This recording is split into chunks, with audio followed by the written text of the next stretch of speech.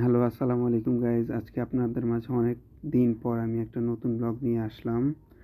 তো আজকে আমি যাচ্ছি গরুর হাটে। তো গরুর হাটটা হলো গিয়ে যে ঢাকা থেকে অনেক দূরেই, মির্জাপুর, টাঙ্গাইল।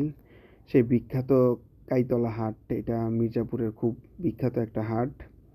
তো আমি আমাদের গরুটা কিনতে যেতে পারিনি, তার কারণ আমার অফিস ছিল। আজকে আমি যাচ্ছি আমার শ্বশুরবাড়ির গরু কিনতে।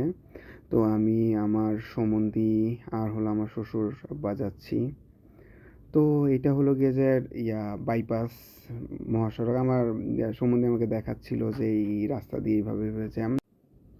তারপর আমরা হলো গিয়ে যে ফুটিকা কিনলাম, কারণ অনেক গরম ছিল আর ইসরায়েলি প্রোডাক্ট তো খাওয়াই যাবে না। ফুটিকা আমাদের দেশীয় পণ্য, তাই আমরা খাচ্ছি। খেয়ে আর দেখতেছিলাম যে মানুষের ভিড়, উপচে পড়া মানুষের ভিড়। ম্যাক্সিমাম মানুষই হেঁটে হেঁটে যাওয়ার ট্রাই করতেছে, কিন্তু কারণ হলো গিয়ে যে জ্যাম, অনেক জ্যাম রাস্তায়। এই ফুল মহাসড়কটা আপনারা হয়তো জানেন, আপনারা এটা আমাদের বেশ কিছুদিনের ব্রেকিং নিউজ যে উত্তরাঞ্চলের এই রোডটা, এখানে যমুনার রোডটা, এই রোডটা হলো গিয়ে যে জ্যাম। এই যে দেখেন মানুষরা কি বিপজ্জনকভাবে হলো গিয়ে ট্রাকে উঠতেছে, বাসের থেকে ট্রাকই মানুষ, ইয়া মানুষ বাড়ি যাচ্ছে অনেক বেশি ট্রাকে করে। তো এই যে মহিলারা, বাচ্চারা খুব ডেয়ারিংভাবে উঠতেছে, এটা খুবই বিপজ্জনক।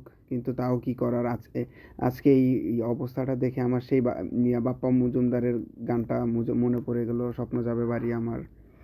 তো দেখতেছি, আমার দেখে ভালো খারাপ দোনোটাই লাগতেছিল যে এত রিক্সে তাও মানুষ যাচ্ছে, তাদের কষ্ট ফিল না করে তারা যাচ্ছে। তো আমরা তো বাইকে আসছিলাম, আমরা অনেক আগেই চলে আসছিলাম। তো আমরা ওয়েট করতেছিলাম শ্বশুর জন্য। অ্যাট লাস্ট আমরা হাটে পৌঁছে গেলাম। তো বাইকটা, এইগুলা হলো গিয়ে যে অস্থায়ী বাইক পার্কিংয়ের জায়গা। তো আমরা এইখানে বাইকটা পার্কিং করলাম। পার্কিং করে এই যে হাটে প্রায় অনেক মানুষ যাচ্ছে হাটে, আমরাও যাচ্ছি। তো মানুষের ভিড় শুরুতেই, ঘাটে ঢোকার শুরুতেই মানুষের অনেক ভিড়। তো ভালোই লাগতেছে আমার, কারণ আমি কখনো এই টাইপের হাটে আসিনি, যে গ্রাম্য একটা হাট। সবসময় ঢাকা শহরের হাটে যে অভ্যস্ত। তো যাচ্ছি, এই যে পথেই হলো গিয়ে যে একটা মহিষ। তো ভাবলাম হয়তো আরও মহিষের দেখা পাবো। তো আমরা যাচ্ছি হাটের ভিতরে। এইখানে যে যেখানে পারছে সেখানেই হলো গিয়ে যে গরু নিয়ে দাঁড়িয়ে আছে। হাটটা হলো গিয়ে যে ঢাকার অনেক মানুষ। আমি যখন এখানে হুন্ডা পার্ক করতেছিলাম তখনই দেখলাম যে ঢাকার অনেক মানুষ হলো গিয়ে যে এখানে আসে গরু কিনতে। তারও একটা বিশেষত্ব আছে, সেটা আমি বলবো ভিডিওর লাস্টের দিকে, এই বিশেষত্বটা বলবো। এই যে দেখছেন, এটা কিন্তু হাটের শুরু বাইরের দিকে। এখান থেকেই গরু নিয়ে কৃষকরা দাঁড়িয়ে আছে, রাখালরা দাঁড়িয়ে দাঁড়িয়ে আছে। তো এইখানে সবচেয়ে আরেকটা বিষয় কি, এখানে ব্যাপারী খুব কম। এখানে হলো গিয়ে যে কারো আছে একটা গরু, কারো আছে তিনটা গরু, বা কেউ পাঁচটা গরু কিনে নিয়ে আসছে। এখানে হলো গিয়ে ধান্দাবাজ এই টাইপের মানুষগুলা খুব কম ছিল। এখানে সব গ্রামের মানুষগুলা গরু নিয়ে আসছে একেবারে। আপনার এখানে আসলে হলো গিয়ে যে পিওর, যদি বলেন পিওর বা কোনো রোগমুক্ত গরুগুলো এখান থেকে নিতে পারবেন। তো হাটটা কিন্তু তেমন বেশি বড় না, কিন্তু হাটে গরু বোঝাই অনেক গরু। হাটের জায়গার তুলনায় হিউজ পরিমাণ গরু আছে। তো এই যে গাছগুলা দেখতেছেন, এই হাটের, এইটা কিন্তু ঐতিহ্যবাহী হাট। এই হাটের ঐতিহ্য কিন্তু এই গাছগুলা।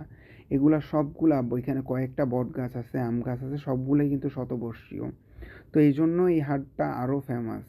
তো প্রত্যেক বছরই এখানে হলো গিয়ে আপনার হাট বসে, আর দূর দূরান্ত থেকে এই হাটে মানুষ আসে। এই হাটের আরেকটা বিশেষত্ব যে আমি বলেছিলাম, সেটা হলো গিয়ে যে আপনি যাই গরু কিনেন না কেন, এই হাটে হাসিল ২,০০০ টাকা। তো এই যে আমরা দুইটা গরু কিনেছি, এই গরুটার দাম পড়েছে ১,২০,০০০, আর পিছনেরটা ১,১৮,০০০ টাকা। তো হ্যাঁ, গরুগুলা আর আমাদের ঢাকার তুলনায় অবশ্যই খুব সুন্দর হয়েছে, খুব ভালো হয়েছে। তো এখন শেষ, গরু ট্রাকে উঠে দিলাম, এখন আমরা আবার ঢাকার উদ্দেশ্যে রওনা দিয়েছি। তো আমরা আর মেন রোড দিয়ে এখন আর যাইনি জ্যামের ভয়ে। তো এখন আমরা শাখা রোড দিয়ে চাচ্ছি যে যত আগে যাওয়া যায়। তো কারণ ভয়াবহ জ্যাম, আপনারা ঈদের আগে যদি আপনারা এই রাস্তা দিয়ে চলাচল করেন, অবশ্যই আপনারা জানবেন যে কি ভয়াবহ জ্যাম থাকে। এই যে দেখেন, আমরা জ্যামে পড়েও গেছি। দেখতেছেন একেবারে বাসগুলার সাইডে যাওয়ার, আর বাইকও যাওয়ার আর কোনো রাস্তা নেই। তো thank you for watching my video.